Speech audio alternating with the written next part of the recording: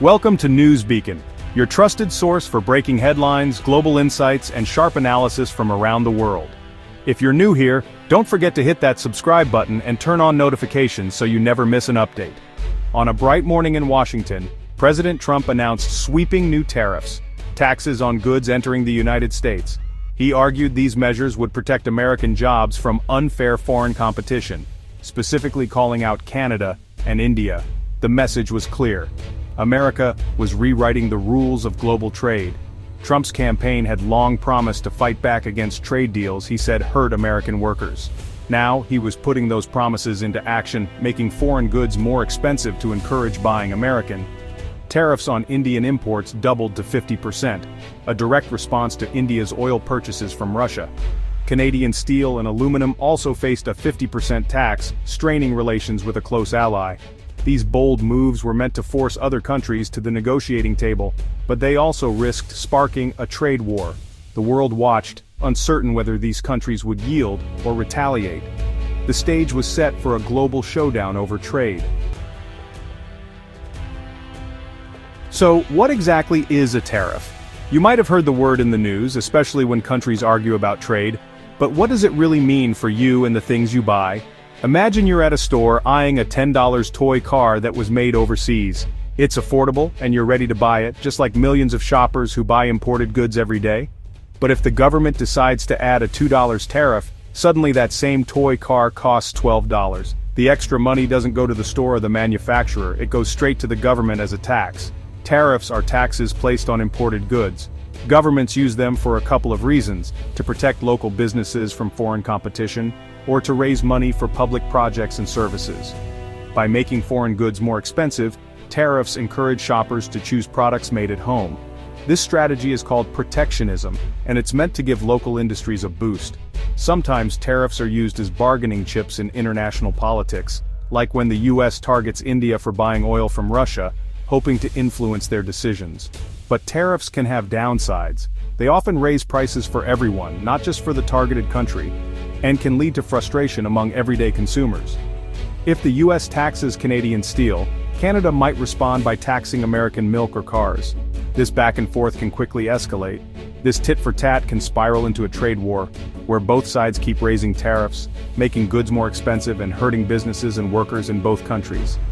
Tariffs can bring in billions of dollars for the government, helping fund public programs.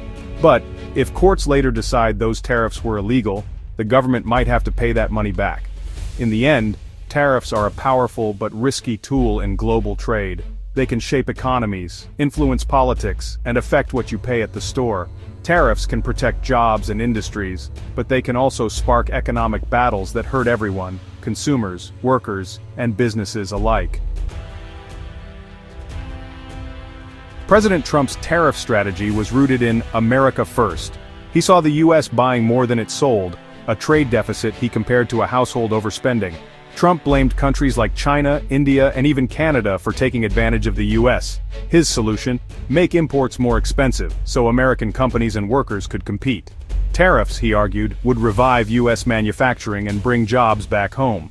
He also used tariffs as bargaining chips, hoping to force other countries into better trade deals.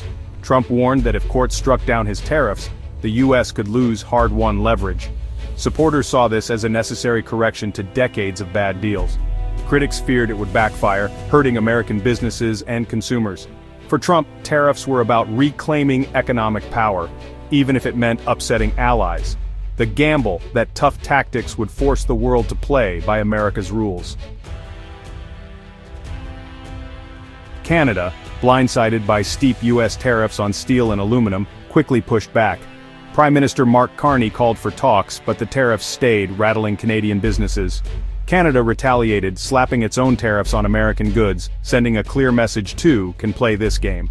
The US, Canada, and Mexico's USMCA trade deal softened the blow, but tensions ran high. Canada later lifted some retaliatory tariffs, hoping to ease the standoff. The dispute forced Canada to rethink its reliance on the US market. Now Canada is forging new trade ties in Europe and Asia, determined not to be caught off guard again.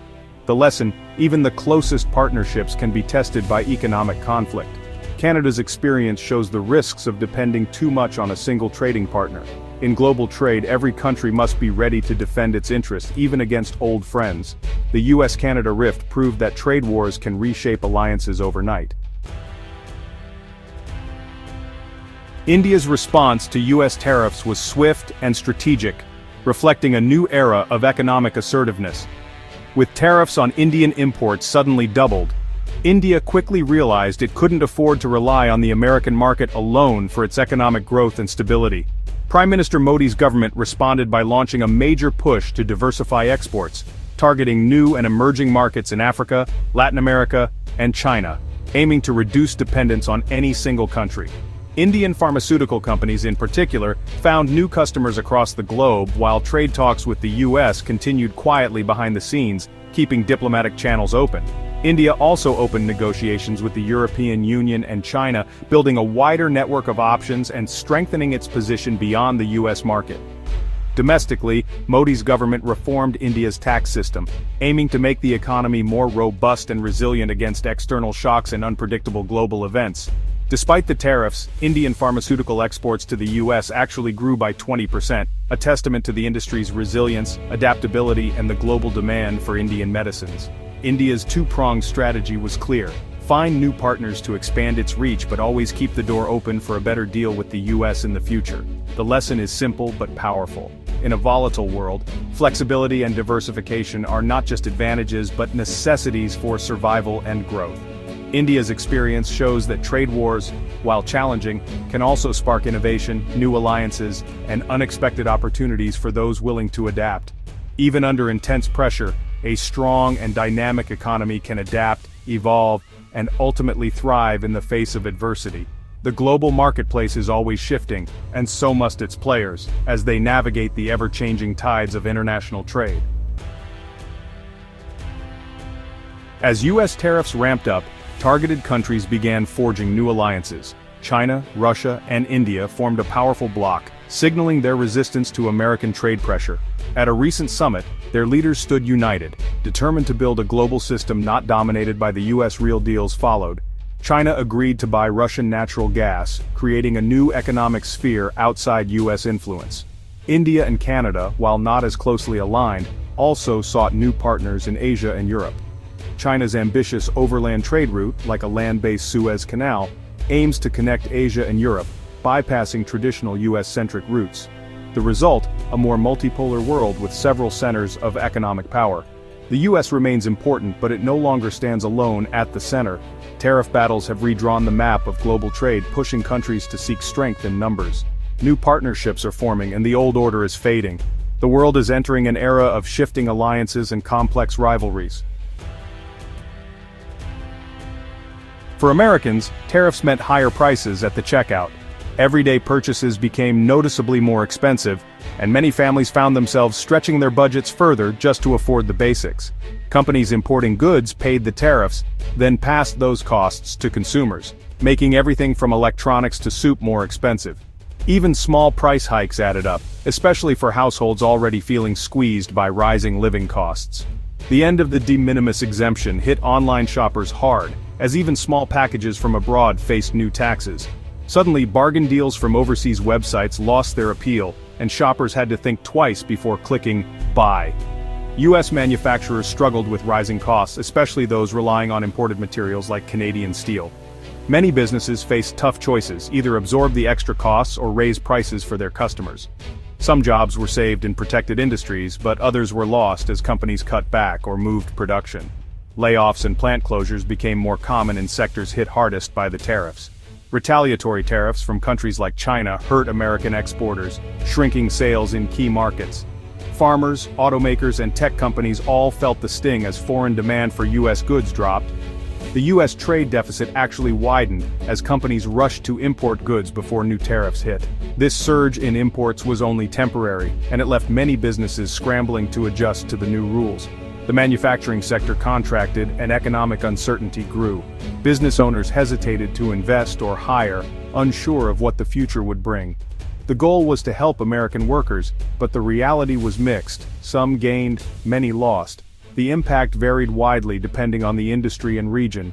Trade wars rarely have clear winners. Instead, they often create new challenges and deepen divisions between trading partners. For businesses and shoppers alike, the new normal was higher costs and more uncertainty. Planning for the future became harder, and confidence in the economy was shaken. The ripple effects of tariffs were felt across the entire economy, touching every corner of American life and leaving a lasting mark on both businesses and consumers. U.S. companies have had to adapt quickly to the new trade landscape. Many faced a tough choice: absorb higher costs or pass them on to customers. Iconic brands like Campbell's Soup saw profits squeezed by tariffs on steel and aluminum. The end of the de minimis rule created chaos for online retailers and shoppers, with delays and cancellations becoming common. Legal battles added to the uncertainty. If the Supreme Court overturns the tariffs, the government could owe billions in refunds. Treasury officials are scrambling for backup plans, as the future of trade policy hangs in the balance. Companies are rethinking their supply chains, moving production or sourcing to countries with better trade terms. This shift is slow and costly, but necessary in a world where trade rules can change overnight. The era of stable, predictable global supply chains is over. Businesses must now be nimble, ready to pivot as policies shift. The only certainty is uncertainty. America's aggressive tariffs have triggered a global realignment. The old US-led trading system is giving way to regional blocs and new alliances. China, Russia, and India are building their own networks, challenging US dominance. The Supreme Court's decision on tariffs could reshape America's entire trade strategy. Allies like Canada are wary, and trust will take time to rebuild. Countries are learning the importance of economic diversification and resilience. New trade routes and partnerships are emerging, making the world more balanced, but also more unpredictable. Trump's tariffs set off a chain reaction, action, reaction, and a more contentious global landscape. For businesses and consumers, the new reality is higher costs and shifting alliances. In this world in flux, adaptability, not dominance, will define the future.